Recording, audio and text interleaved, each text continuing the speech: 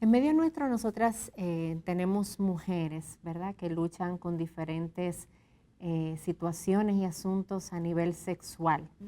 Y muchas veces eso no es tan conocido, no se habla tanto porque quizás me da vergüenza hablar que yo como mujer tengo una lucha con la lujuria, tengo una lucha con la pornografía, pero está ahí y está más de lo que nosotros muchas veces nos imaginamos, por ese mismo hecho de que es algo que comúnmente no se habla. Entonces, ¿qué pudieran ustedes decirnos sobre esta lucha, por ejemplo, de las mujeres con la pornografía y sobre la lucha contra la lujuria, Liliana? Bueno, yo creo que antes de definir pornografía, vamos a lo primero, que es definir lujuria bíblicamente, que es el hecho del deseo sexual, pero deshonrando a Dios, ¿no? Porque pudiéramos llegar un deseo sexual que no está regulado. Una pregunta que nos pudiéramos hacer es, ¿el cristiano cree que el sexo es malo? Muchas veces esa pregunta aún me la han hecho a mí en el campo misionero, ¿no es cierto? Y digo, no, todo lo contrario, es todo lo contrario. Fue diseñado Fue por diseñado. él. El sexo es un regalo de Dios que nos dio para que disfrutemos, y podemos verlo en 1 de Timoteo 4:15, del 1 al 5. Es un propósito de un diseño que el Señor dio. Así es. Ya de ahí ya podemos pasar.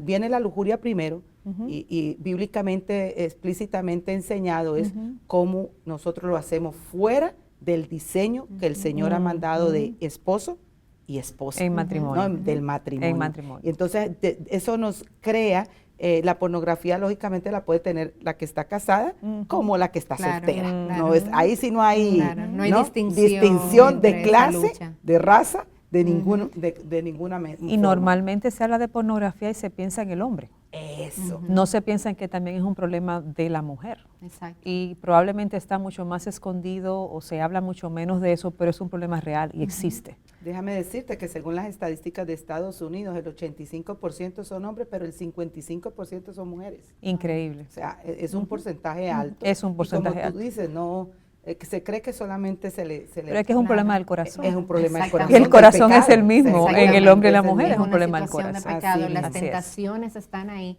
y son tanto para mujeres y para hombres. Y hoy en día, donde nosotras podemos ver aún más el asunto sexual más desvirtuado. Mujeres que también luchan con quizás deseos sexuales que son contrarios a la palabra, con atracciones hacia otras mujeres también. Nosotros podemos encontrar eso hoy. Entonces, hablando ya quizás de esta lucha con asuntos sexuales, ¿verdad? Podemos ver que mujeres luchan contra la pornografía, luchan contra el deseo sexual hacia otra mujer, contra el lesbianismo. Pero también hay otras situaciones sexuales que una mujer puede estar enfrentando y que no son necesariamente producto de su propio pecado. Por ejemplo, podemos ver ahí el abuso sexual. Que no es algo ya, no es un pecado que la mujer está cometiendo, sino un pecado que se ha cometido en contra de ella. ¿Qué pudiéramos hablar sobre esto? Que también es algo que ocurre con mucha frecuencia, pero muchas veces se queda en silencio. Claro. Y no es muchas veces muy conocido. ¿Qué pudiéramos decir más sobre eso? Más de lo que nos podemos imaginar, es algo muy común. Muy común. Y cuando hablamos de abuso sexual, muchas veces pensamos en una mujer que ha sido violada. Pero tenemos que ampliar un poco el concepto y saber que se comete abuso sexual incluso con una niña a quien tú le muestras la parte íntima de un hombre. Tú estás abusando contra ella. La niña no tiene la capacidad de digerir esa información y es un abuso. O sea, tenemos que ampliar el término y verlo no solamente como una violación, sino incluso del poder exponer. El permitir que nuestros niños estén expuestos a la televisión, viendo un material que ahora se pone en cualquier hora y que realmente es con un contenido sexual altísimo, aún en los muñequitos. Entonces eso también es abuso sexual. Nosotros como madres tenemos que cuidarnos de dónde y con quién podemos dejar a nuestros hijos, porque lo podemos estar exponiendo sin ninguna mala intención, obviamente, y el dejar de cuidarlos en esa área lo podemos estar exponiendo a abuso sexual también. Entonces, en ese sentido tenemos que ser muy precavidas y tener el concepto más amplio, entiendo yo. Y eso es el cuidado, ¿verdad?, de que una mujer como madre tiene que tener con sus niños. Así es.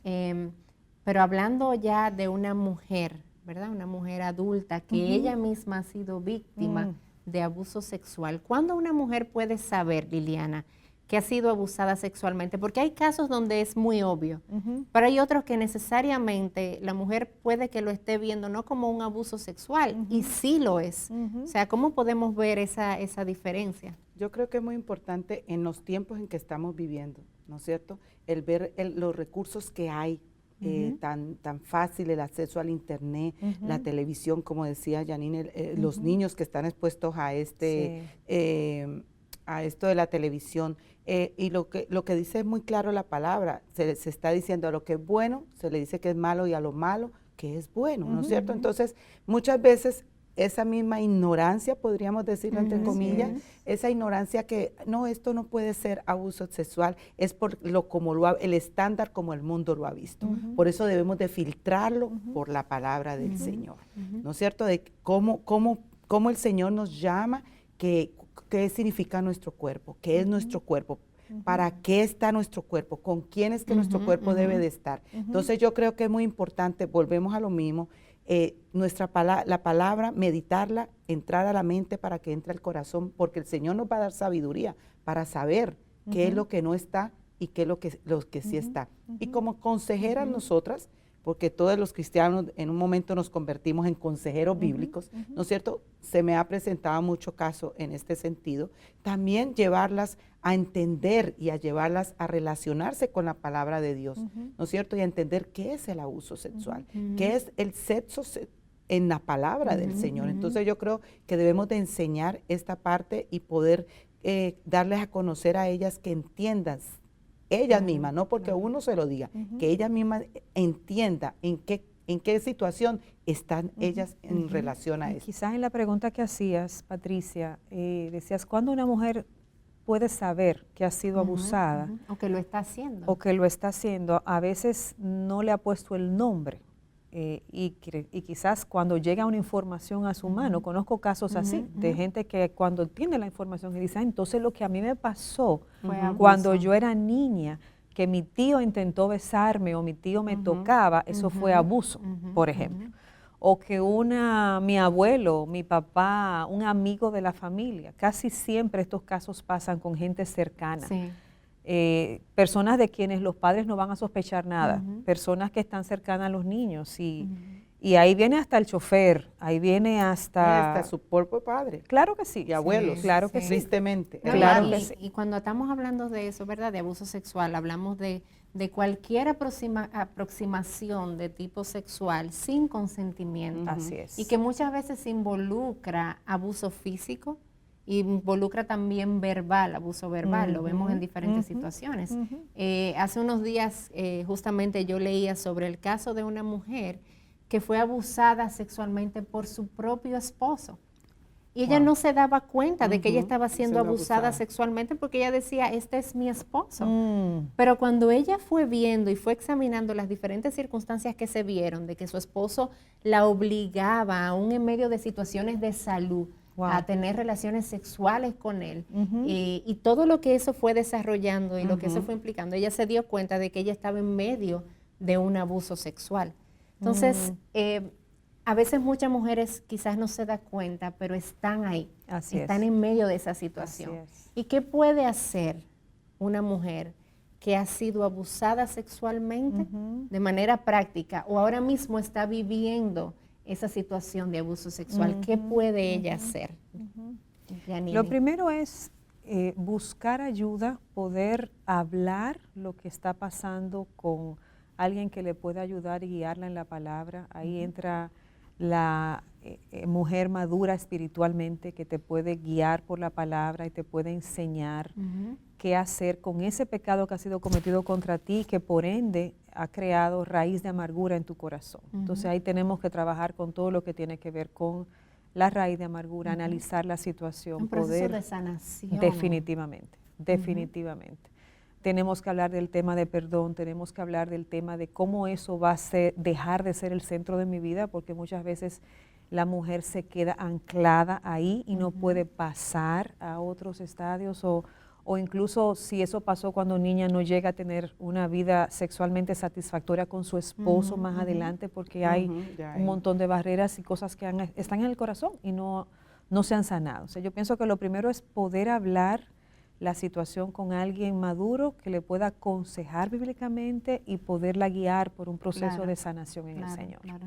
Eso no se da solamente en un día. No, definitivamente. Es un proceso de restauración. Es un proceso y muchas veces es largo, porque la mujer tiene que cambiar incluso la forma en la que ella ve a Dios.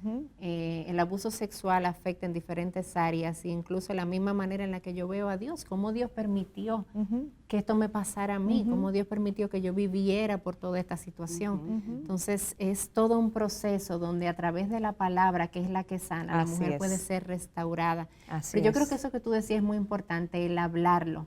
Muchas veces los abusos sexuales se quedan en silencio por vergüenza, por temor. Normalmente. Y pasan años. Y crean un complejo de culpa en la persona. Si eso pasó es por algo que yo hice, algo que yo hice mal. Exacto. Entonces, cualquier mujer que haya pasado por esa situación o esté pasándolo ahora mismo, necesita hablarlo. Necesita comunicárselo a alguien. Y también esa persona que cometió ese abuso, cuando uno guarda silencio, cuando la mujer guarda silencio, uno está quizás dejando a esa persona que puede hacer lo mismo con otra mujer. Pero también le estás permitiendo que continúe teniendo poder sobre ti. Exactamente. Y ahora, cuando el silencio se mantiene, entonces se mantiene el círculo cerrado y él continúa teniendo poder sobre la situación. Exactamente. Y el caso de aquellas madres que han sorprendido a sus propios esposos violando a sus hijas. Yo creo que, y se mantiene en silencio. Entonces, es importante de no temer, porque tú también como madre le tienes que rendir cuentas al Señor. Así es. Porque mujer sabia edifica su casa y la necia con su mano la desbarata. Entonces, eso es sabiduría que viene del Señor, que tener sabiduría para enfrentar esa situación dolorosa, pero esa niña va a tener que también entrar a un proceso de restauración, igual que la mamá, porque ya sería abuso sexual y la madre tener que enfrentar el hecho de que fue su propio padre, tu esposo. Y tu hija. Y tu hija. O sea, ya, y como decíamos, quizá no se dice, pero son muchos los casos. Son muchos los casos. Lamentablemente. Entonces, esto es relacionado al abuso sexual, pero al principio comenzábamos hablando sobre las luchas con la lujuria, con la pornografía, de manera breve. ¿Qué puede hacer una mujer que está ahí? ¿Qué puede hacer una mujer que está luchando contra su pecado de pornografía, contra su pecado de lujuria? Janine, si tú pudieras. Pienso que lo primero es clamar al Señor, que el mismo Señor le dé arrepentimiento, poder ponerle nombre al pecado. Puede ser que esa mujer piense, bueno, el que yo vea una película X no es nada. Pero estadísticamente sabemos que segundos de pornografía llevan 6 años de adicción. Entonces, es poder reconocer que estoy en una situación de pecado, que necesito ayuda, entonces tengo que clamar al Señor para que primero me dé arrepentimiento y segundo me permita buscar ayuda con personas indicadas que me puedan llevar por ese proceso de confesión y de perdón y demás. Exactamente. Y con esto que dice Janine, clamar a Dios por gracia, ¿no? de su perdón. Vemos en Romanos 5:17, porque vamos a la palabra, que nos dice, pues el pecado de un solo hombre, Adán, trajo mucha muerte a muchos, pero aún más grande es la gracia maravillosa de Dios y el regalo de su perdón para muchos por medio de otro hombre, Jesucristo. De la gracia del Señor. Yo creo que como ancianas también debemos de ayudar a estas jóvenes que están luchando y como tú decías, Janine, clamar a Dios, enseñarles a clamar a Dios, a reconocer, y la palabra nos lo dice, que persigan un amor profundo por Dios y el Evangelio. Tenemos que ir de la mano, y muy claramente nos lo dice Tito del 2, del 11 al 14. Pues la gracia de Dios ya ha sido revelada, la cual trae salvación a todas las personas, y eso nos instruye que nos apartemos de la vida mundana y de los placeres pecaminosos. En este mundo maligno debemos vivir con sabiduría, justicia, devoción a Dios, mientras anhelamos con esperanza ese día maravilloso en que se revele la gloria de nuestro Señor Dios y Salvador Jesucristo. O sea, van a venir momentos en que tú como anciana o líder o hermana en Cristo, madura espiritualmente, tú tengas que, y lo he hecho yo, llevarte a esa joven para tu casa. Duerme este fin de semana aquí porque tengo que ayudarte en el caminar de esta situación. O sea que es aconsejarla, llevarla allí, pero tú también tienes que tener esa parte de apoyo, un acompañamiento. Y en recordar ya para concluir, en estas dos circunstancias, en Cristo hay esperanza. Amén. Para el abuso Amén. sexual, tu identidad no está, la identidad de esa mujer no está en lo que le sucedió, sino está en Cristo Jesús y en la obra que Él ha hecho en la cruz por ella. Amén. Y para esa otra mujer que está luchando con el pecado, que está en medio de la pornografía, en medio de la lujuria, Cristo Jesús es la esperanza. Definitivamente. Su obra en la cruz ha permitido que nosotras no tengamos que vivir